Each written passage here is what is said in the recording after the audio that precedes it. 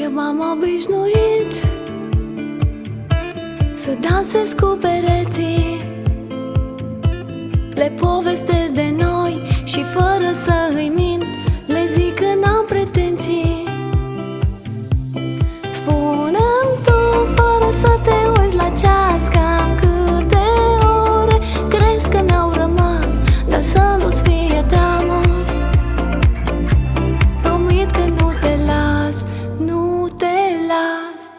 Acum aruncă-mă și prinde-mă într-un sărut din care lacrimi nu mai picură deloc din ochii tăi albaștri ca un răsărit perfect ce mângâie inima-n piept. Acum aruncă-mă și prinde-mă într-un sărut din care lacrimi nu mai picură deloc din sufletul meu rece care îmi spune să aștept. De parcă ar fi simplu să plec, suntem bolnavi de dor și nu există medici. Nu te pot vindeca de frica de a iubi dacă ne punem piedici. Spune-mi tu fără să te uiți la ceas cam câte ore crezi că ne-au rămas, dar să nu-ți fie teamă.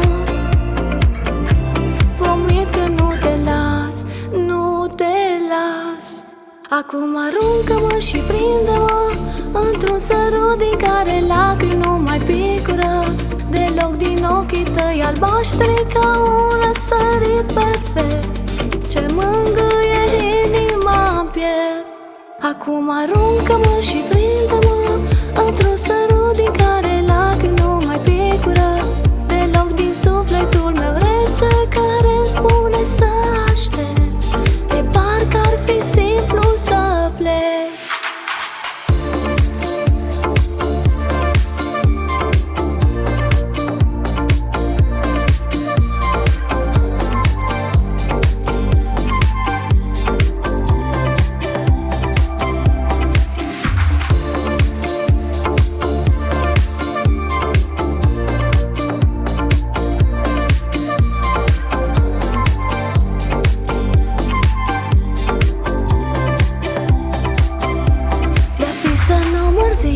Te-aș întreba pe tine pe unde ne-am pierdut.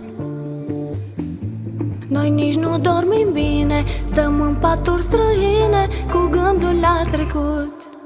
Acum aruncă-mă și prinde-mă într-un sărut din care lacrimi